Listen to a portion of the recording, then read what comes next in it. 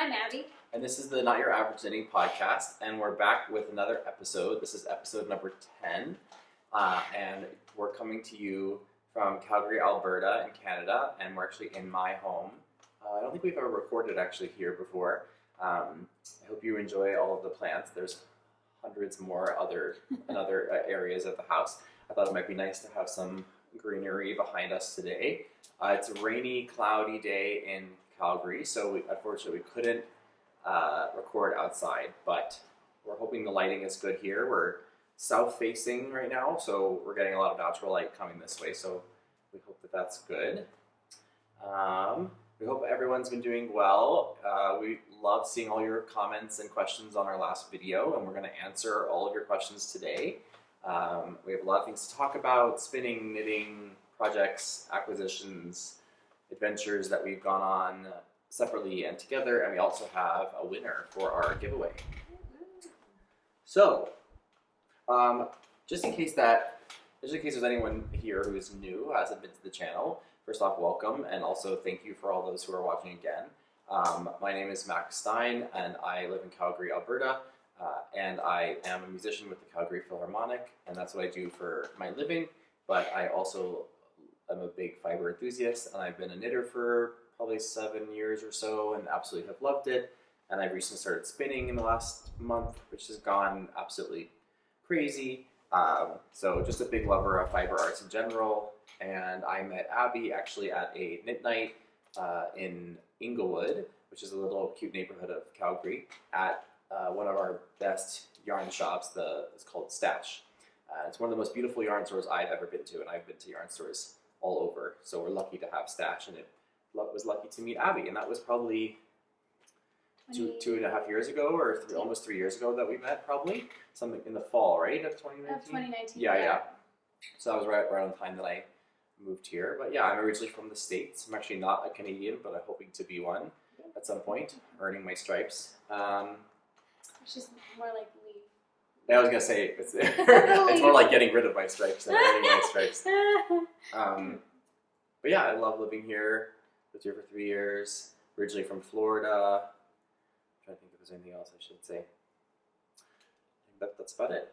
Why don't you talk a little about yourself? Yeah, so I am a teacher by trade, I guess you could say.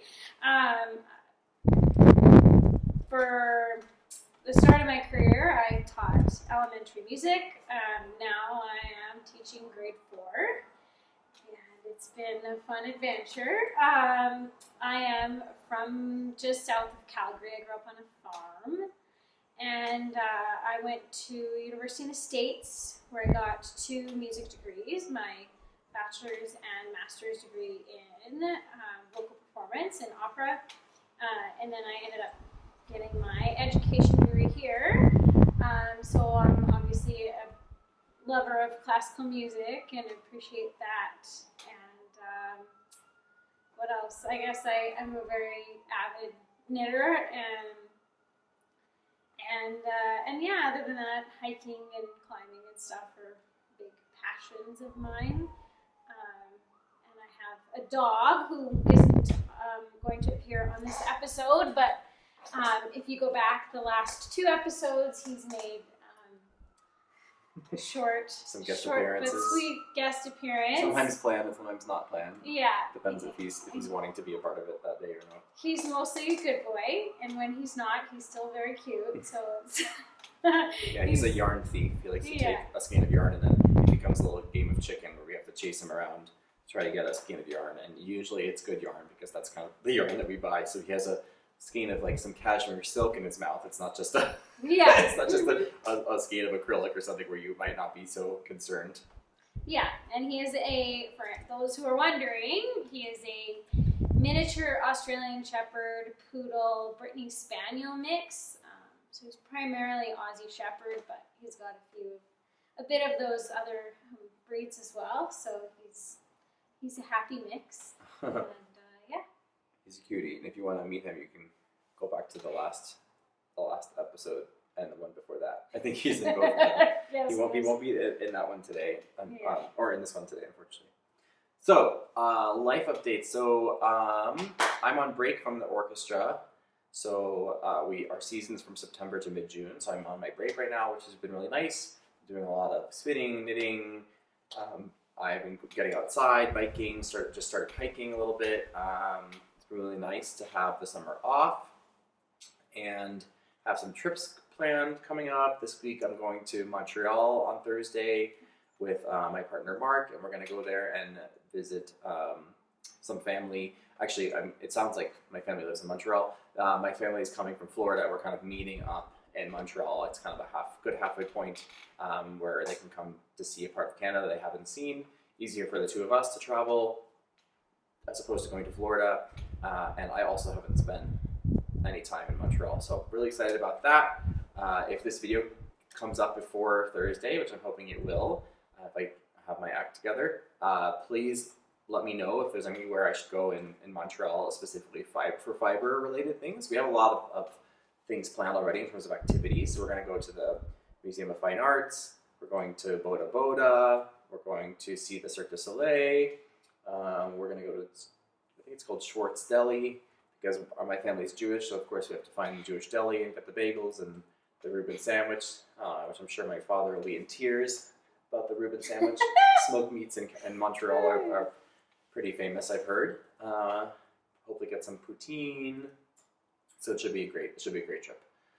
Hoping it doesn't rain too much. But other than that, I have a busy season coming up with the orchestra, and I'm excited for that. I'm starting to kind of ramp up with my practicing.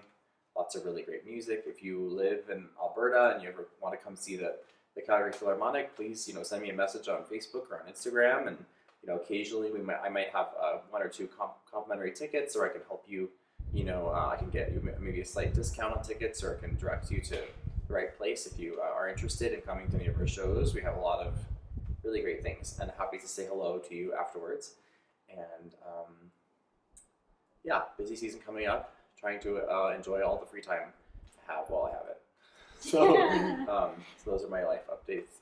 Yeah, I'm staying put this summer because, I'm getting married in October in the fall, so I have to plan said, wedding situation. So that's been interesting. I'm not the best planner, I would say. I'm a little bit, how do I put it? I'm a little bit of a,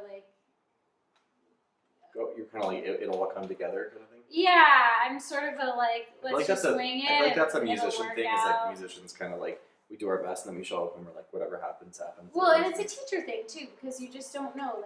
Things just don't happen the way you can plan and plan and plan, and things just don't work out exactly the way you want to, and you have to be flexible. And I think that flexibility has gotten to the point where I'm just like, it'll be what it is. I think it's a good trait to have. Maybe not for a wedding though. Yeah, it's a little bit. I think I'm driving my fiance a little bit crazy, but that's okay. It's sort of fun sometimes. So yeah, so that's pretty much. I'm just here. I'm trying to get in shape because I really sat around and didn't do any physical activity for the last probably a year. So I've started running again. I like to run long distances. I have in the past ran a marathon in 2018, I think. But it's been a while. So yeah, I've been doing that. I've been doing lots of hiking and just getting back into the swing of things. I like to hike and scramble and rock climb and all that kind of stuff. So Max and I went on a hike, last week. A couple days ago, a few days ago. Yeah, we did Prairie View Jewel Pass for those of you who are living nearby. It's just in Kananaskis country. It's a nice loop around where you get a view of Barrier Lake, and it was really a nice day. Fairly easy, I would say. Yeah, it was good. It was my first hike of the season, and I think it was maybe Abby's third or fourth or so. You did a couple before that, and so it's a matter of getting back into shape. I don't think it's actually a very difficult hike. I think it's just when you're not in shape, it just feels harder than it is. But it was really fun, and there were even some like little bits at the end where I got to like scramble for like 5 seconds, which is fun to like do that with Abby, because Abby does a lot more rock climbing and scrambling than I do, and so it was fun to kind of do that with her. And that does kind of answer one of our questions of do we hang out outside of the podcast? And I would say yes. The reason we do the podcast is because we are friends outside of it. And yeah, so we definitely spend time together. And I actually haven't gone hiking with Abby before. The last hike we did a few days ago, so that was really fun, and it was a good time. We like doing things together. We go on adventures together, and I think that's why we're good friends, because it's just like I think we go with the flow, but we both care about certain things, you know, being talking and spinning, which is not something I always do. I think we work well together. We kind of have a good flow when you go on an adventure. And sometimes hikes can be, you know, difficult depending on who you're with, depending on like how fast they want to go or what their ability level is. And so I was a little nervous because Abby can be kind of a badass when it comes to hiking and some activities like that. So, but yeah, we had a great time. It was awesome. I feel like I'm a good person to hike with. Like I do, because I've done a lot, so I do know the area now a little bit better. And I kind of have a feel for like easy, medium, hard, and I know how to teach people how to scramble because I know what I'm doing, so it makes it easier. So yeah, and it's just really like we're so lucky to live here. You know, I always think about that, like, you know, we have these perfect mountains so close by, and yeah, we just have like such beautiful just landscape, and the geography around us is just incredible. And it's not just mountains. It's, you know, we have deserts and we have river valleys and we have there's foothills, and there's so much variety between like camping and hiking and skiing and climbing, and there's just so much to do, fishing.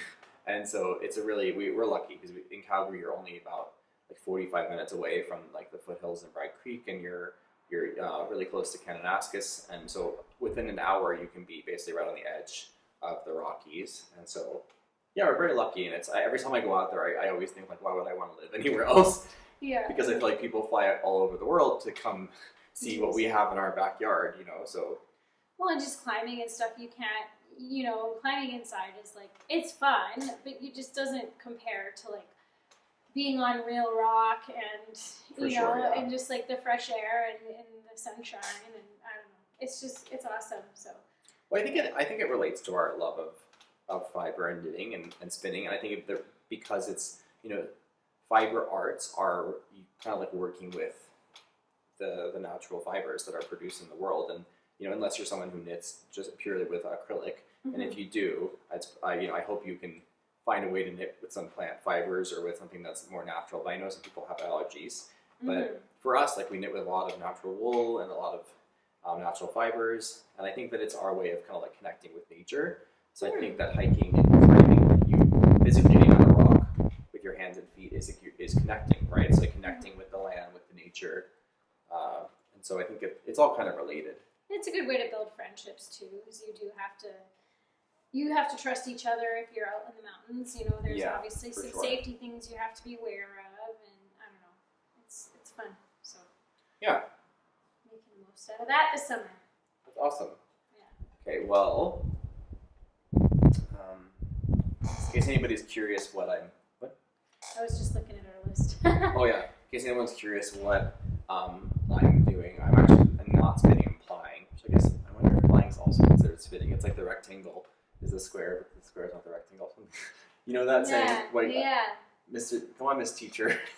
Or like, well, I was... Well, this is a square is a rectangle, but a rectangle's not a square. This is terrible. The comparison I was thinking about was that bourbon is whiskey, but not all whiskey is bourbon. Yeah, because bourbon has to be made with corn, a certain percentage of corn. But I thought bourbon or whiskey is like it's only considered bourbon whiskey that's made in a certain place. Yeah, no, it's only considered bourbon if it's made with a certain percentage, I believe, of corn, as opposed to like whiskey can be made of different kinds of like grain, but bourbon has to be a specific percentage of. Oh, yeah. Anyway, that was my comparison, of course. Yeah, so I'm applying some Keep it as yarn here. PG-13. No, I know. I was like, let's get away from the alcohol topic. No, it's fine. It's honestly fine. But yeah, I'm doing a 2-ply right now of an alpaca yarn that I got from Prairie Spirit Alpaca in Alberta. The farmer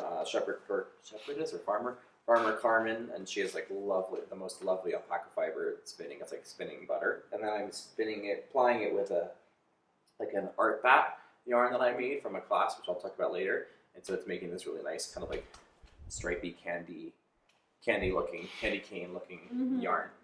And then Abby is knitting on her new Mana yarn. Yeah. What's the pattern? What is the pattern? We can come back to it too. Yeah, let me just give me a hot second. Well, I kind of put her on the spot. I just figured you might want to know like what we're actually What we're doing. what we're working on in our hands while we're sitting here. So I want to make sure that this is showing this off. Nice cables. So it's the Salty Air Tea by Samantha Guerin. Okay. Yeah. Great. Okay. So last time we talked about a giveaway of yarn that we got from Italy from a male hand dyer, and this giveaway was open to residents of Canada, and it comes with two of these lovely skeins of yarn. One is kind of like a fuchsia, purple pink, and then one's like a really rich green color, and they each have, they're 100 grams, they each have 366 meters. So the winner will get these two, and then these two kind of minis. I could not remember the name. Mini. And so we're hoping that you can use all of these either for like a top or a shawl. Yeah. And they're absolutely, oh my god, luscious, like soft, and they're single ply merino, so it's like super soft and gorgeous. And so the winner is Vicky Shaw. So congratulations, Vicky. You are the winner of our giveaway. So it's Vicky Shaw, and the name is spelled Vicki, Shaw, SHAW. And you commented on our YouTube, our last YouTube video, and you said, "Hello from the Okanagan in BC. I love watching your podcast. I'd like to know a bit more about your friendship. Are you able to hang out and knit together often, or are you really only able to get together when you podcast? XOXO." Thank you so much, Vicky, for watching and for commenting and for that question. Like we had said before, yes, we do often hang out together outside the podcast. The podcast is sort of just like an add-on to our friendship. And so, yeah, we're really lucky to have, I think, each other, and we are enablers for each other's fiber hobbies, and just general, what would you say? What's it called when someone, vices. Yes. Vices, for our vices. We need to have some coffee. So you are the winner, Vicky, of two gorgeous skeins of hand-dyed merino singles. In the colorways, Fell Weave is the green, and the pink fuchsia is Arcane Shift. And then you get two minis as well, and we will ship those out to you. So please send me a message or Abby a message on Instagram, or you can add us on Facebook at Maxwell Stein or Abby Curzon, and we'll link our things. We could also send us a message on Ravelry if you're on Ravelry, but just get in touch with us, or leave us a comment. We'll try to connect on YouTube. So congratulations, Vicky, and thank you everyone for commenting. So, you want to start with questions? Sure. Let's do some questions. Okay. So you all were very generous and left us some questions last time that we're going to answer. So Karen Z says, "Hi Max and Abby. So far, what is your favorite thing you have knit, or a couple of them?" So my favorite is my brisset, which I think I wore on episode 8. This is the Marie Wallen one. Yeah, it's the Marie Wallen sweater. It was just such a labor of love. It took so long, and it was such a commitment that I felt. I'll try and share. I'll share a picture right here of that sweater, so you can see. But yes, it's gorgeous, and it was knit in a beautiful sort of purple background color with like a gorgeous yoke. And it took Abby quite a long time, and Abby's a fast knitter, so I'm kind of glad that something took you a while, because I feel like you did everything so quickly. You don't know what it's like to suffer on something for months and months and months like I do.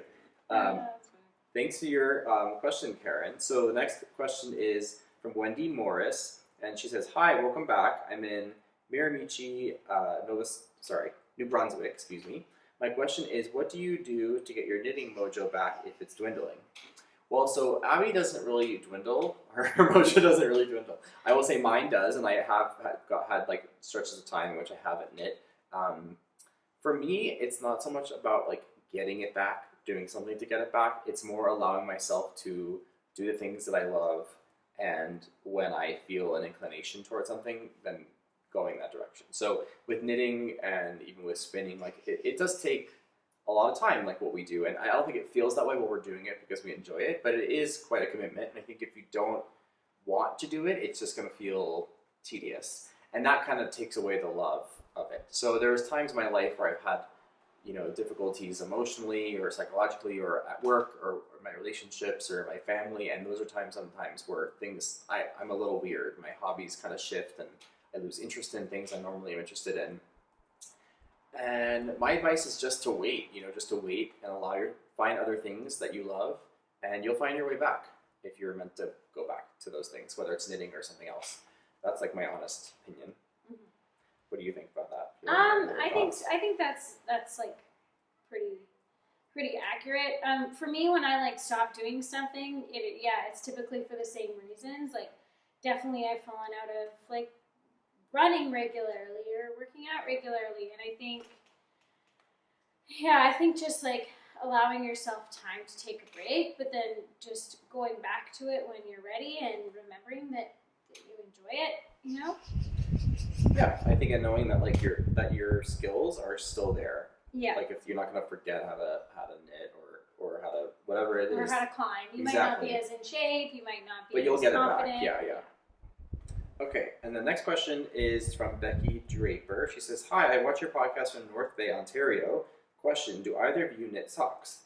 So Abby does not knit socks. No. And I will say that in general, I also probably don't knit socks, but I do knit them occasionally. Whether I finish a pair, that's another thing, but I do knit. It's funny though, if I knit a row on a sock, technically I'm knitting a sock, right? That counts. Yeah, that does count. Well, I currently have a pair I have a 1.5. That I will finish at some point. But yeah, sometimes I knit socks. Let's see.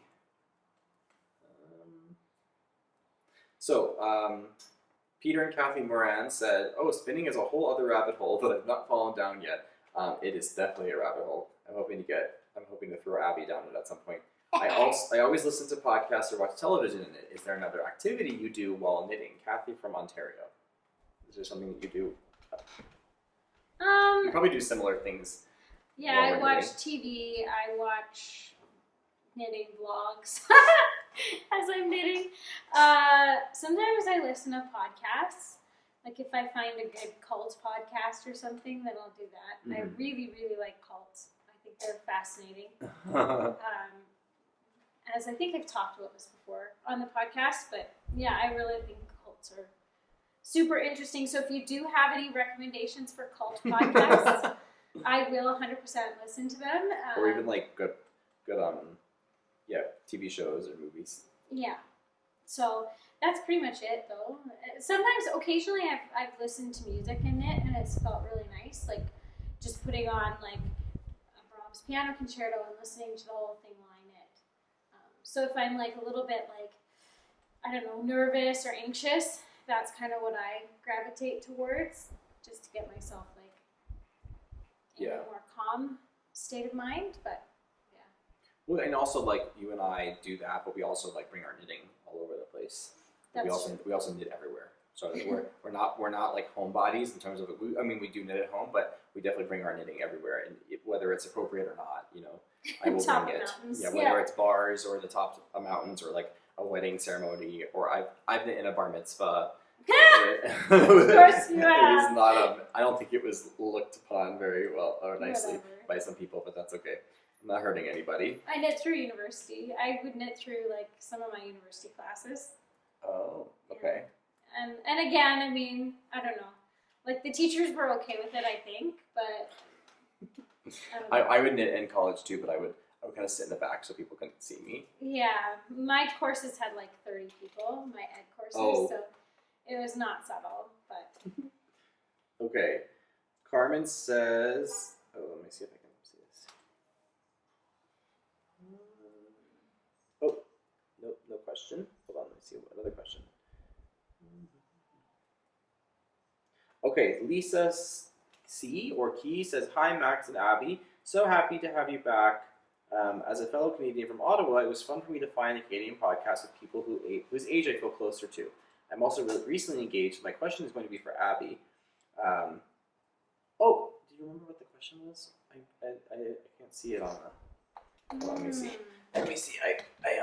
It cut me off in the picture. Oh. Let's see. What was it? Lisa C or Lisa? Yeah. She said, how did your fiance propose? And have you chosen a venue and date yet? Yeah, so for the first question, he, on Valentine's Day, he decorated a bridge where we frequently go to take Bailey, our dog, for walks.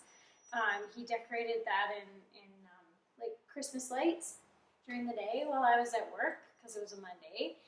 And then when I got home, he was like, oh, let's go take the dog for a walk. And then we got to the bridge and he made me stop and said, oh, I'm going to get a picture. And then he turned on the lights and he proposed. Aww. So that was really sweet. And I was Were you surprised. Emotional at all? Yeah, oh yeah. And I was surprised because I wasn't expecting, I was expecting him to be like, oh, let's go to the mountains for a romantic dinner. And then I'd be like, okay, yeah, he's going to propose here. But I wasn't really expecting it, so it was really sweet. And I'm glad Bailey was there. That was my request, was that our dog / fur child was present. Yeah. It was really sweet. And he also quoted RuPaul, which I thought was...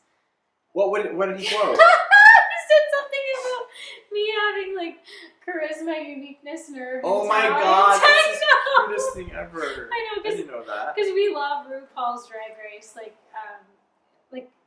We watch it all the time. We're very deep into, That's so awesome. I love that. So yeah, it was pretty sweet. Okay. And then what was the other one?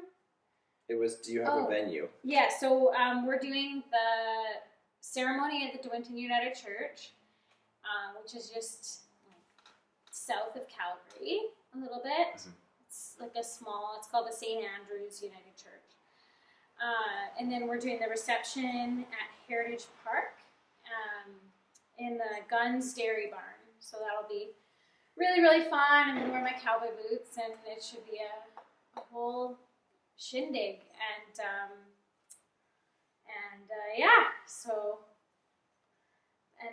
it's October 1st. So. Yes. So it is actually coming up. I should be more organized than I am at this point, but we'll get there.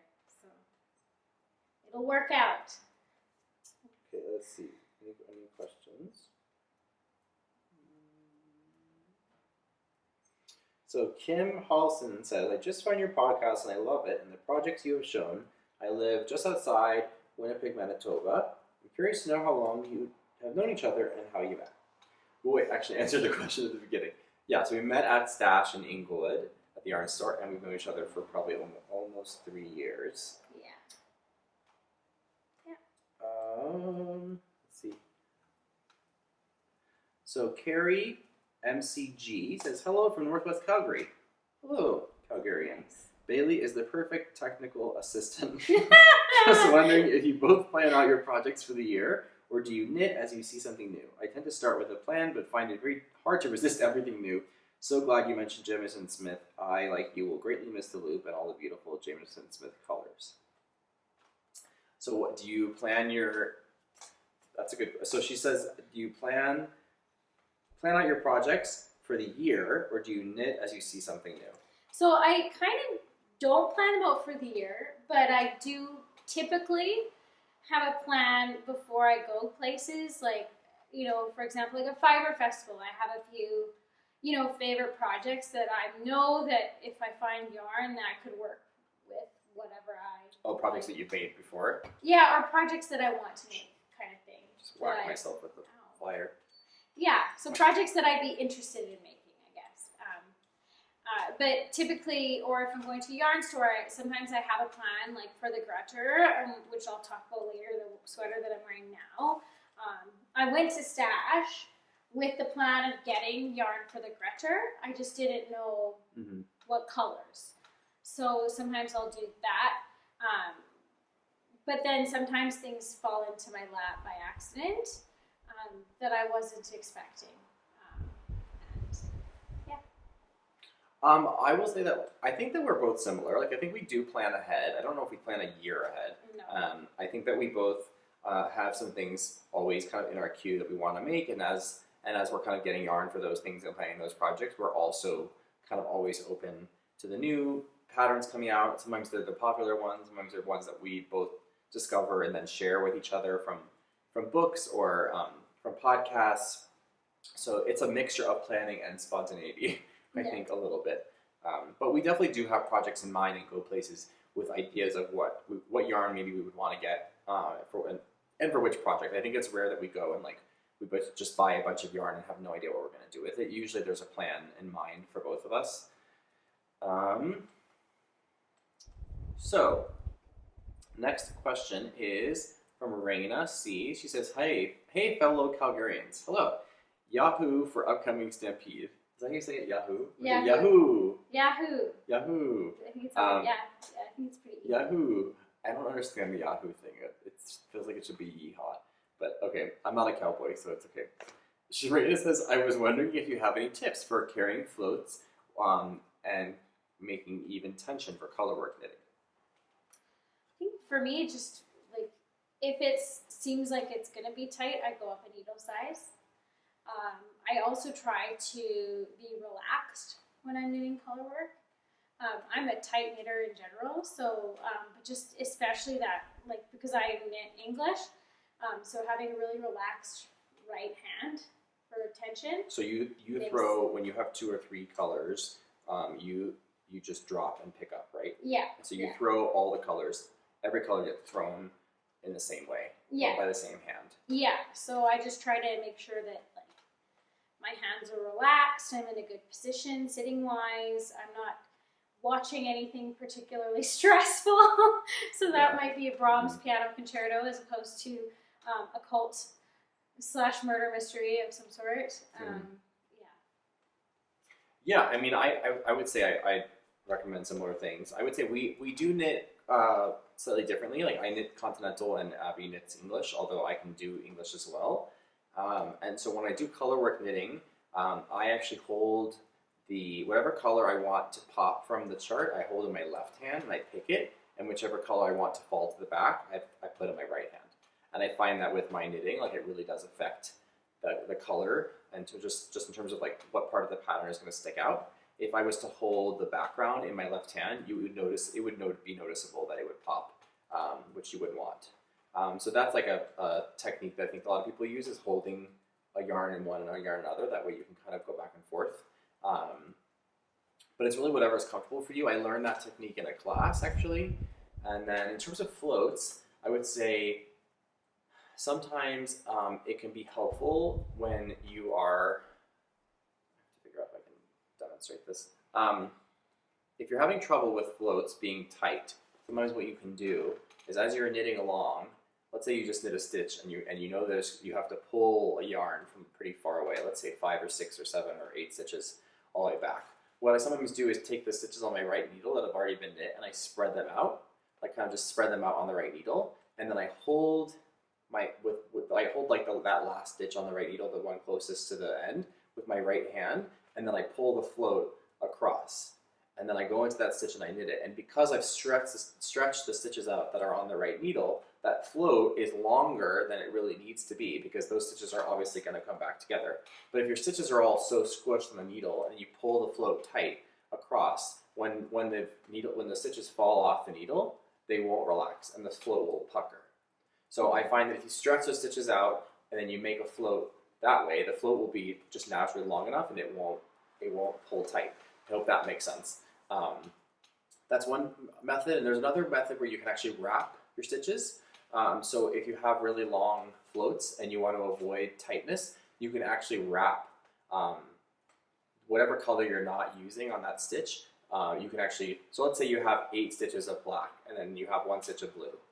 In the middle of those 8 stitches of black, you would go 1 black, 2 black, 3 black, 4 black, and as you're going to that 4th black, you can pull the blue around and wrap it around the needle in a way that carries it without actually allowing it to be knitted.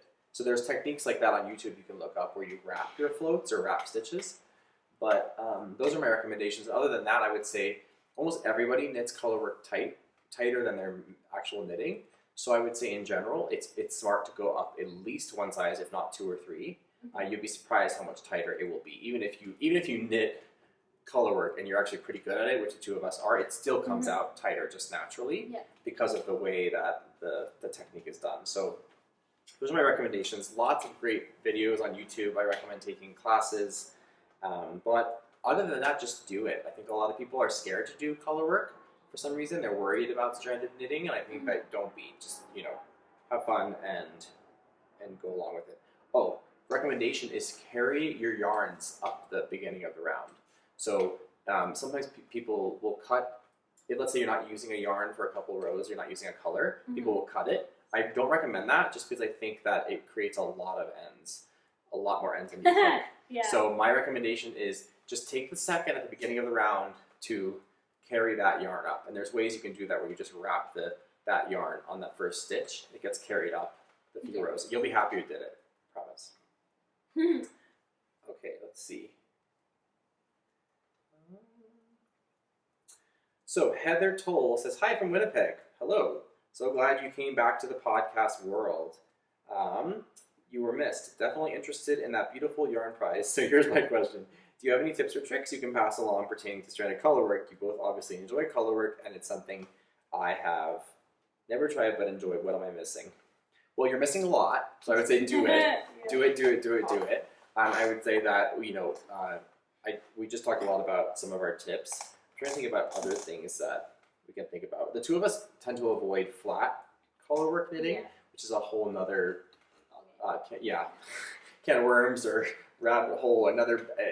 It seems challenging because I've never purled colorwork really. I mean, I've done one sweater where you had to purl stitches on the row, but it was like every so often. It wasn't that big of a deal. But purling an entire row and carrying floats, I don't know. Can't recommend that, but definitely do it. Definitely knit colorwork with sticky yarn if you can.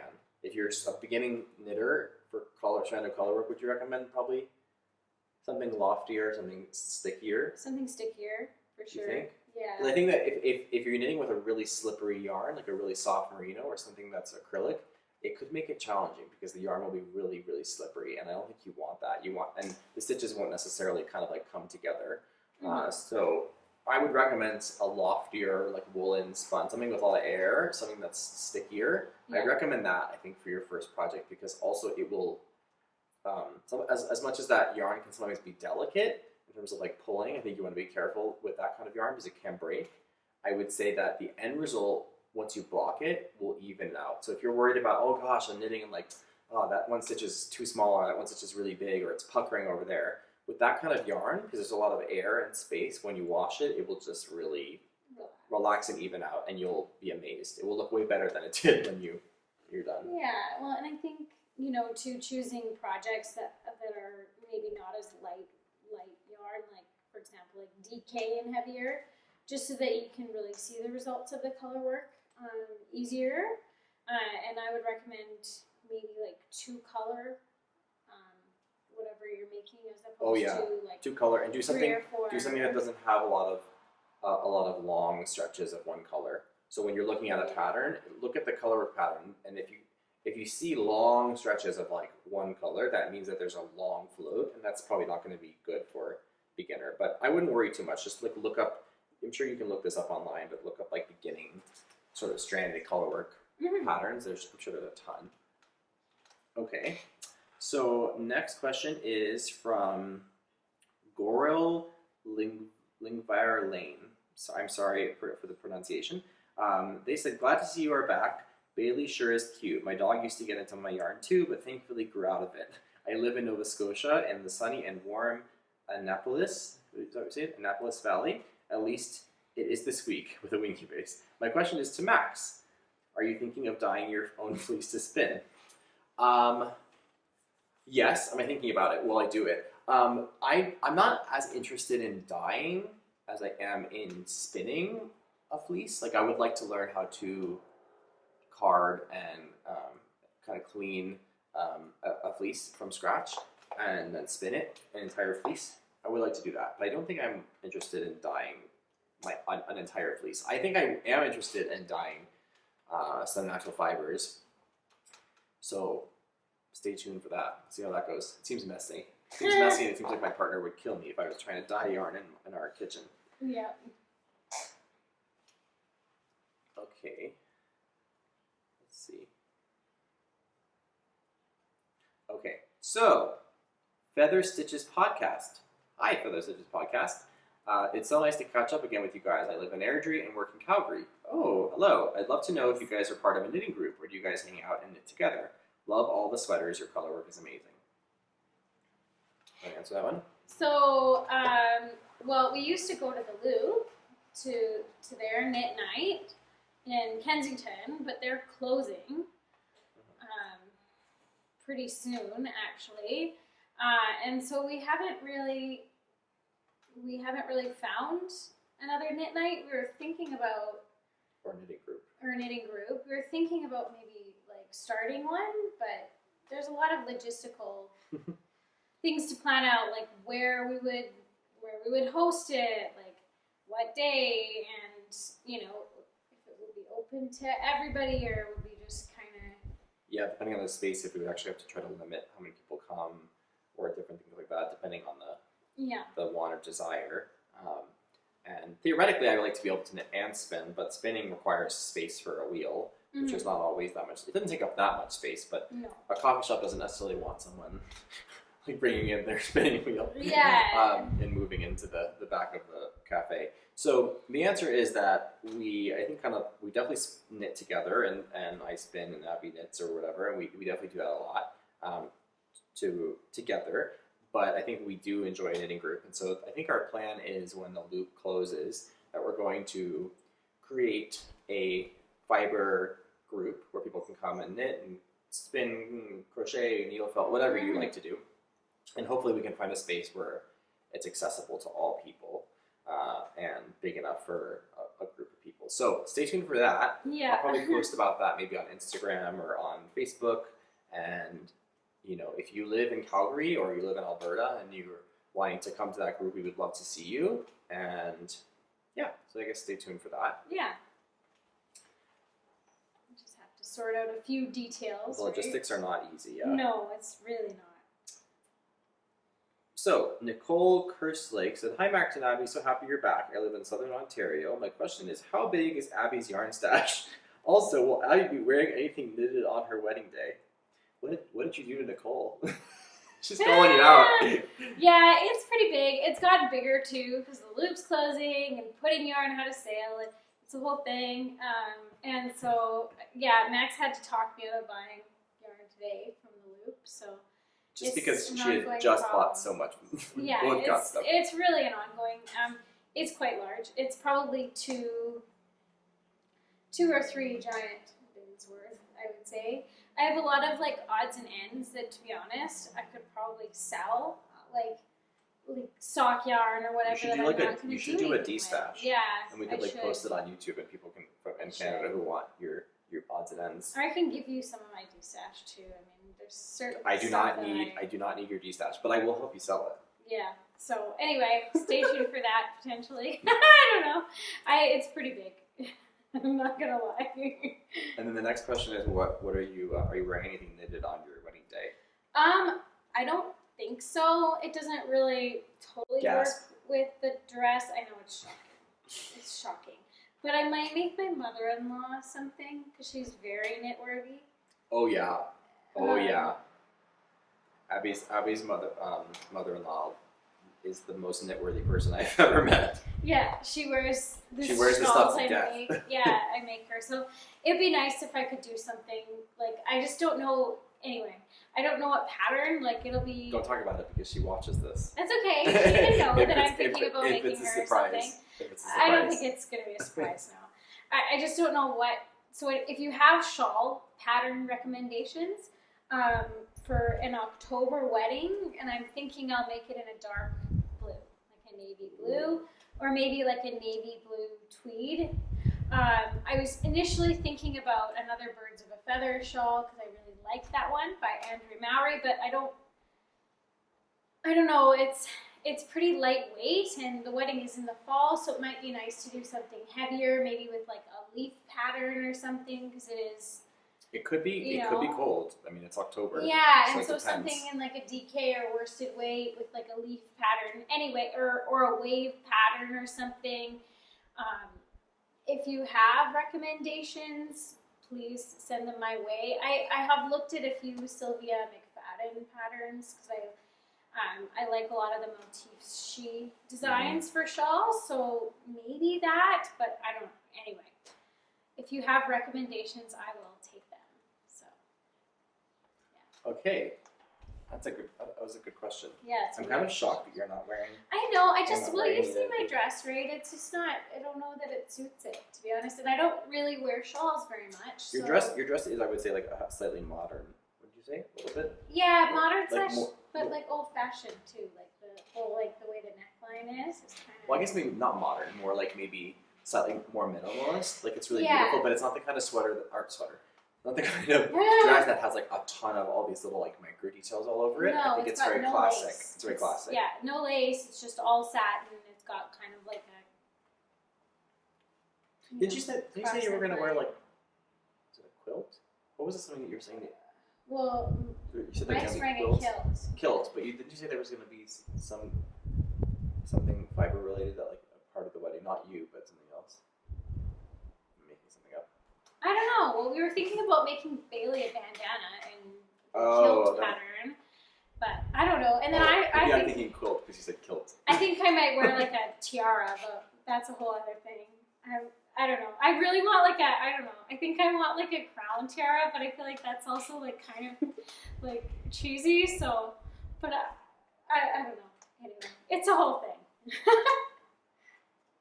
Okay, so the next question is from Sanon, and they say, Max and Abby, how and why did you learn to knit?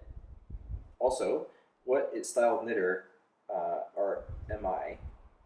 Continental or English, or combination? They're asking maybe because you've knitted a lot more on the podcast, so they can see how you knit. So I learned to knit because I learned to knit when I was a third year undergrad in college at University of Michigan, and I learned to knit because it was the summertime. I think I had just broken up with someone, and I was having kind of like a rougher time. I needed some like kind of new hobbies, and so I went and I found this beautiful yarn store. I just had this, it's called Spun actually.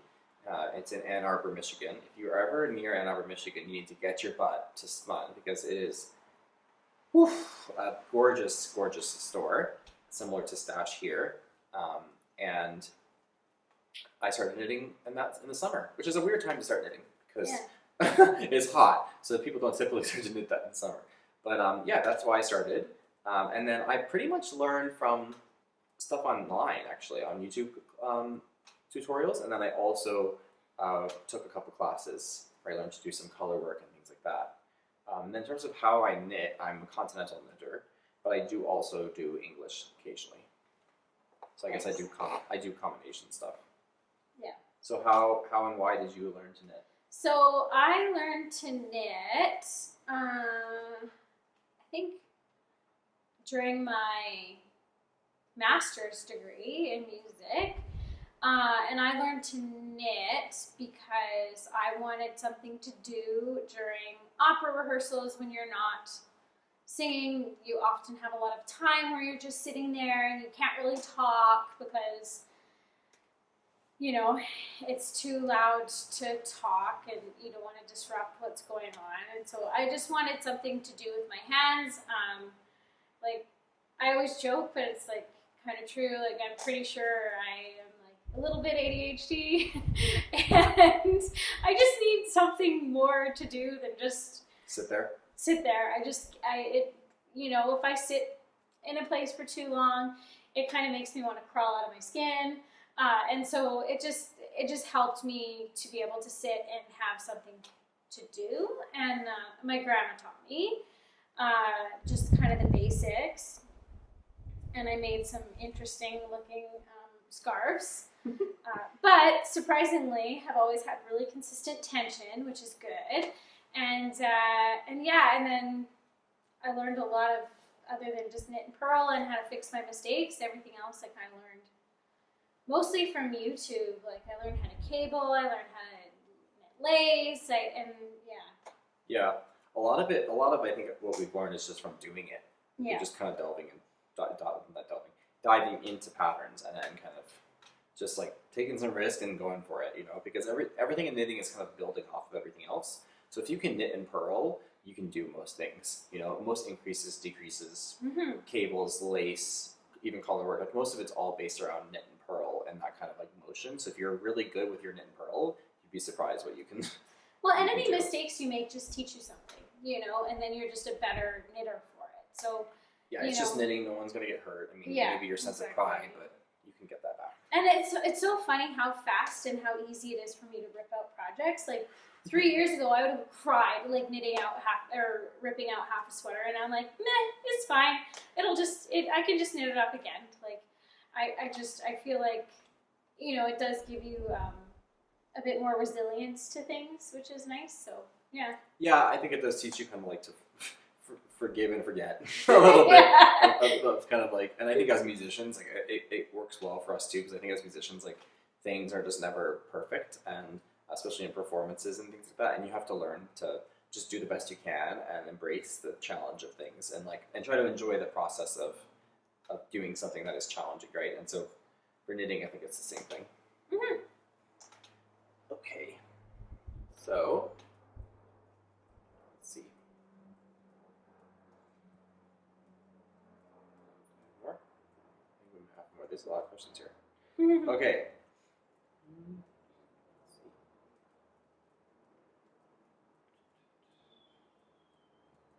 So Christina Rogers wants to know about our other hobbies other than knitting. Well, you've got lots. It sounded kind of bad the way you said that.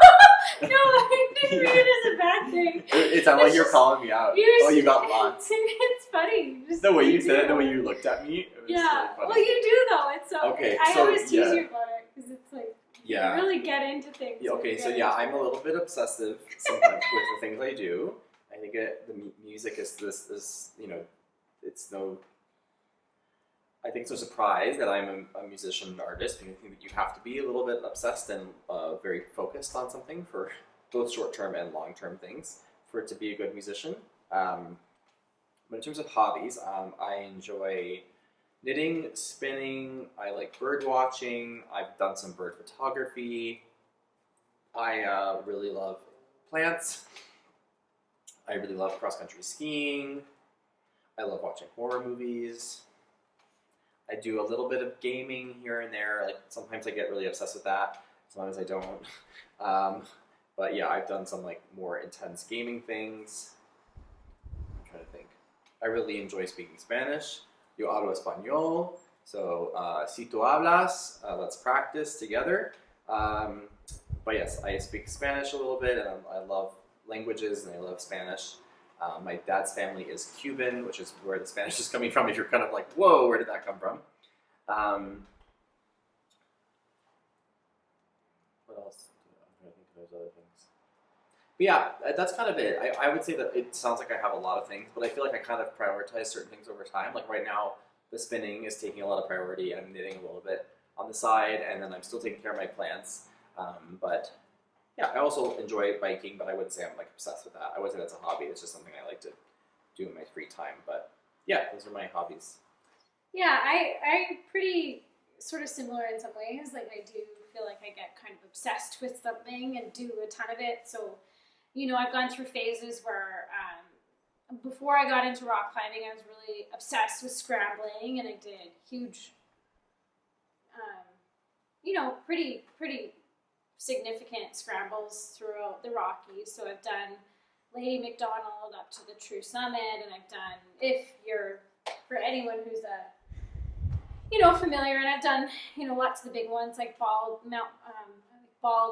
and Grotto Mountain, and I don't know, lots of pretty major mountains in the area. And my partner and I, or my fiance, I guess, and we rock climb. So he's a lot more experienced and he's a lot better than I am. But I'm a really good belayer, and I somehow I manage up the mountain after him.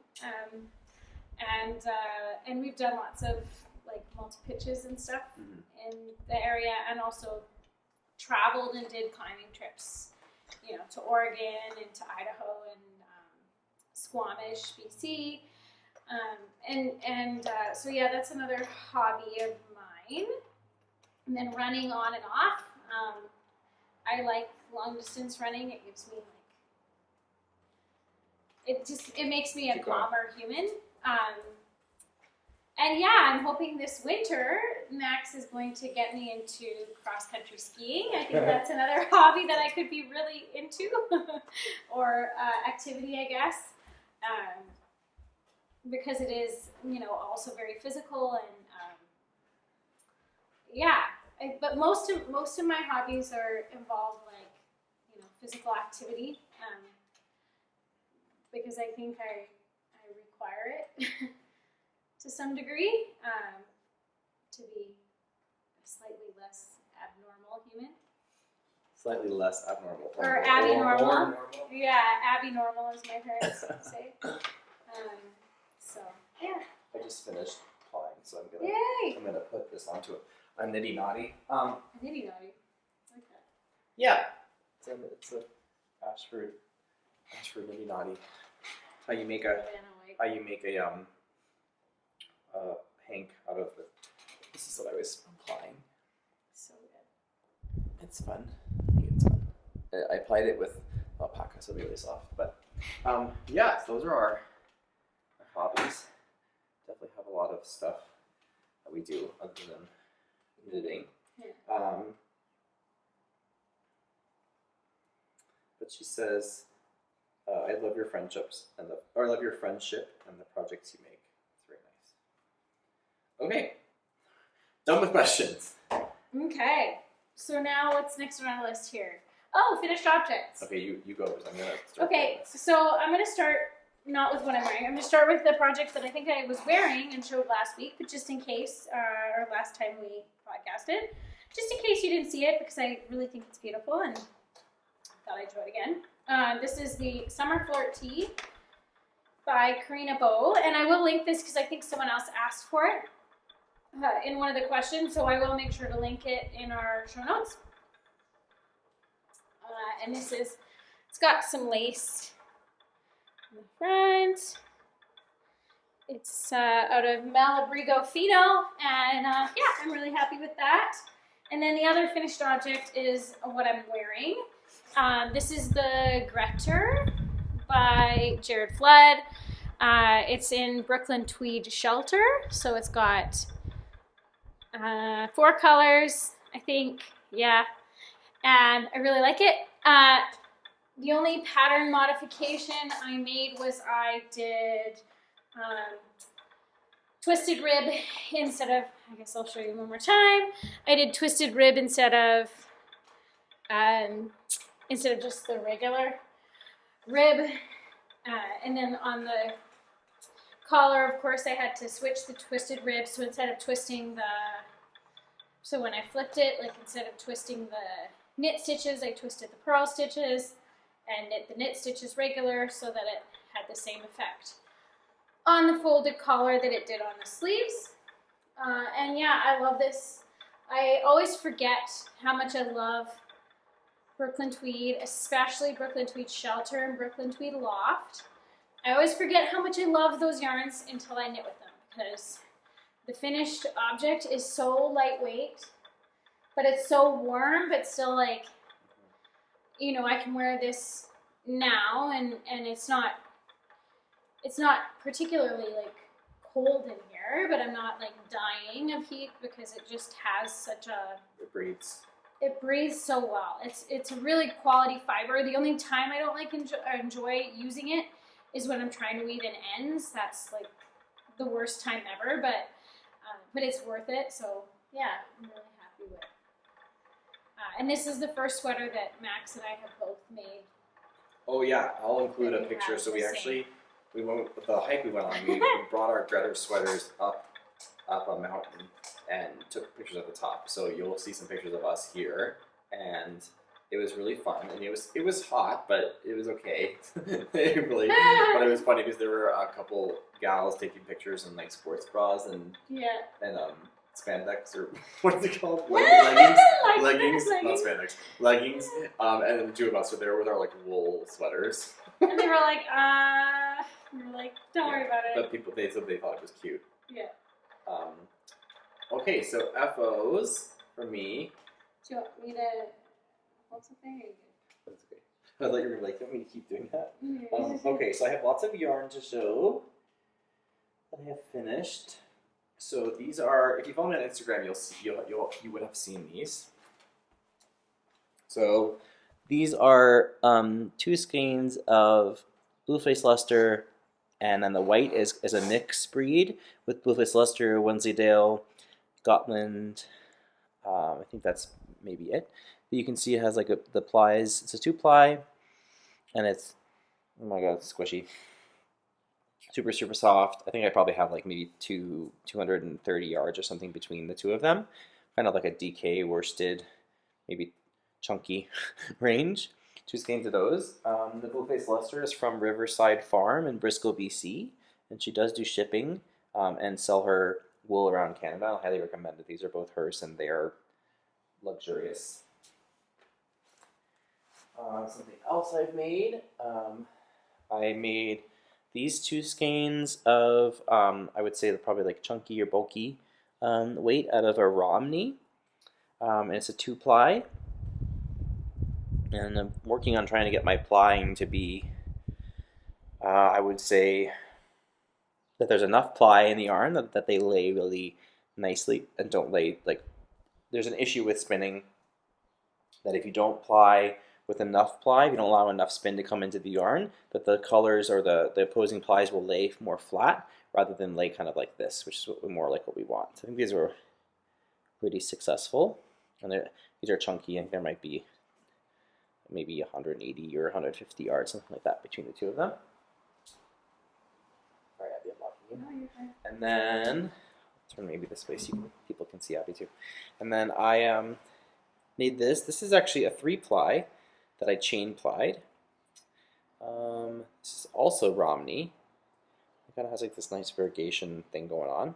It's a hefty yarn for sure. Like, it has a lot of body, I think, which is, you know, nodding to the characteristics of Romney wool. So this is a chain plied 3-ply yarn, which I think there's 200 something yards in that. Good, probably like a worsted chunky weight. What about this stuff you made? Oh, and then the recent stuff I made was a so I made this yarn. I actually, it was my first kind of like plan project where I kind of like knew what I wanted to make and then made it. So I made this yarn. So this is a 2-ply with merino and stellina. So there's a little sparkle. I'm not sure if you can see, but I'm not sure if the colors are coming up. But it's kind of this like creamsicle orange yellow plied against this really nice sort of like minty blue or ocean blue. and they're both colorways from Stash in Inglewood, and they're actually named after employees. So one is Suzanne, or Susan, and then the other one is Candace. And so Candace is the blue, and Susan is the kind of like more creamsicle, red, orangey, pink, yellow color. And so I two-plied that together. My ply is getting better, more consistent, and getting smaller too. So this is probably more of like a DK, sport DK weight, hopefully, with occasional worsted. But Abby knits with usually DK or sport or smaller, so I tried to make it as tiny as I could make it. But there's a lot of yards in here, I think 270 yards, so yardage is good. So I'm proud of myself with that. Beautiful, kind of like candy color. Yay. I'm excited. And then yeah, I think that's what I thought for FOs. I'm in the process of knitting a couple things, but not quite done. Okay. Okay, so I'll maybe do it so you can finish your. Yeah. Yeah. Okay. So this is the Salty Air Tea by Samantha Guerin. This is Numana Yarns. It's their Georgian fingering base. And yeah, it's turning out really beautiful. I'm just knitting the body now. I, of course, can't focus on just one project at a time and like to half finish many things and, you know, go back and forth between those. So another thing that I have made, and let me just look up the pattern because I forget what it's called. Oh yes, the Summer Folk Tea. So this is my, I'm going to try to seam project because I don't typically seam. I do want to, before I seam, wash it and block it so that it's more wide and less maybe tall first before I seam it together because it looks like it'll be pretty fitted at the moment. Yeah. But yeah, I'd like to block it out a bit more, and I think I can. Because it is a sock yarn, so it's got nylon and stuff in it.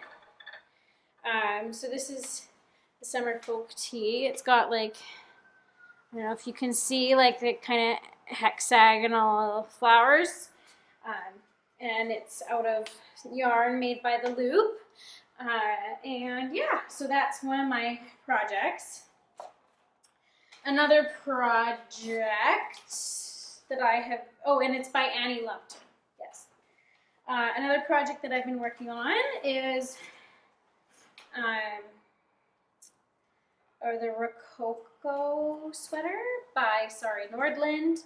I'm knitting this up in this gorgeous Haynes Creek Heathers by Gathering Yarn. They're DK, and I would super recommend this yarn. It's gorgeous. It's inexpensive. So I've been pretty obsessed with this. I have found the lace to be sort of challenging, but super fun. I don't know if you can really see all the lace because it's kind of hard. But yeah, so that's what I've been working on. The Rococo sweater by Nordland. That's what I've been doing a lot of lately. And to be honest, I probably have more whips than that, but a lot of them have just been really chilling for the last, month. So we'll just leave it at that for now. So I think that's it for whips for me. Okay. Sorry. No, I'll give you a minute. I'll give him. I'm like trying to tie this seconds. hang so I can pull it off and show it. Yay! But okay. Did you do those? Are all your Those whips? are my whips. Your yes. whips. Okay. So whips. Well, I have a sweater that I was knitting or is knitting. Am knitting. Is knitting. And it's in my. If you want to see the sweater, it's in the last video, and it's a colorwork sweater it's a Norwegian sweater, and that's kind of like currently in a little bit of like a pause state. But I was doing that, and I'm one sleeve away from being done. I know how disappointing, right? But it will be completed, I promise. And So other than that, I mean, I'm spinning a lot of things. I just actually did an art bat class with Curious Fox Fibers or Fire Fox Fibers. I so apologize about the name. I will link it, Fox Fibers, but they're out of Edmonton, and they taught a class at Stash, and I took a class to learn how to spin from art bats. So an art bat or a bat looks something like, oh, it's not, I kind of took it out of bat form, but bats are typically kind of like in kind of like more of like a square form that you spin from. And this is a bat I made in class, and it's not that good because it's kind of too separated in colors. It's almost just like a bunch of roving next to each other. But this is a bat I made in class, and for every student when they got to class got a bat made by the Curious Fox Fiber owner, and this is the bat that I got, and so I spun the bat up in the class, and then I plied it with a alpaca like white yarn that I had. I thought it would kind of complement it. I thought about doing kind of like a dark color in the background to ply with, but I thought I would probably prefer the white more. Just kind of get this candy cane effect. So the bat was really beautiful. It was challenging though because it had a lot of different kinds